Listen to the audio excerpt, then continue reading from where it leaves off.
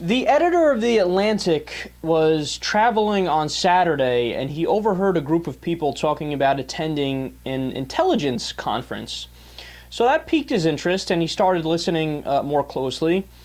And he even snapped a few pictures and recorded a little bit of audio. And he was also able to see that one of them was wearing a white knit shirt that was a counterterrorism shirt. I guess there was some sort of logo on it that gave that away. And then it got incredibly creepy. One of them brought up the NSA scandal and said that both the reporter and the leaker should be, quote, disappeared.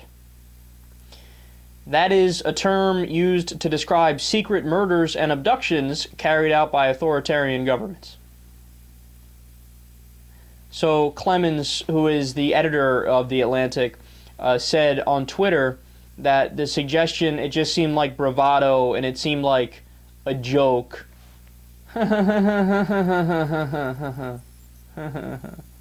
It's so funny.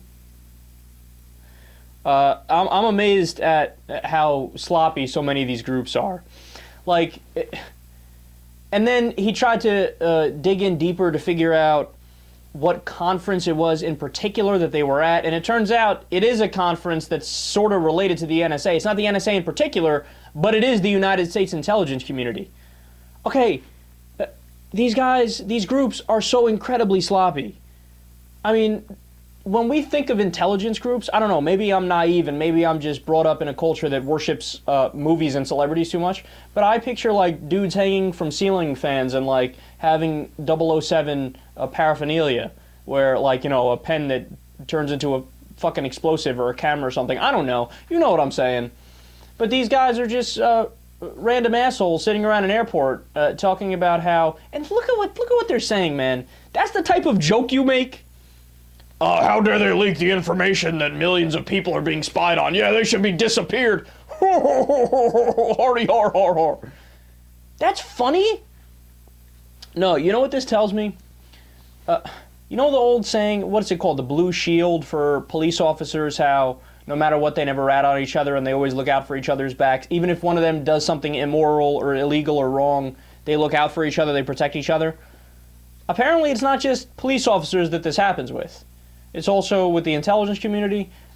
Maybe I'm naive. Maybe it's with every different type of profession where the people look out for their own in that different profession. But I'm also amazed at how little people respect the Constitution of the United States of America. No, I literally can't fathom anything that is more a blanket violation of the Fourth Amendment than this.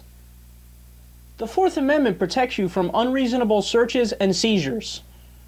So you're telling me that taking millions of Verizon customers' information, and now we know it's not just that. With the PRISM scandal, it's Google, Microsoft, AOL, right? Yahoo, YouTube. You go down the list. So taking all of these different people's personal information and just storing it without telling them, that's not an unreasonable seizure?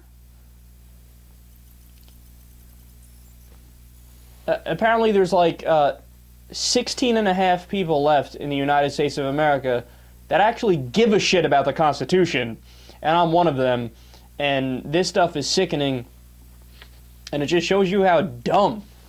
Like, there's not, all of us, oh, well, there's some special people in the intelligence community, they're working on some high-minded stuff, and they got an important job. Not really.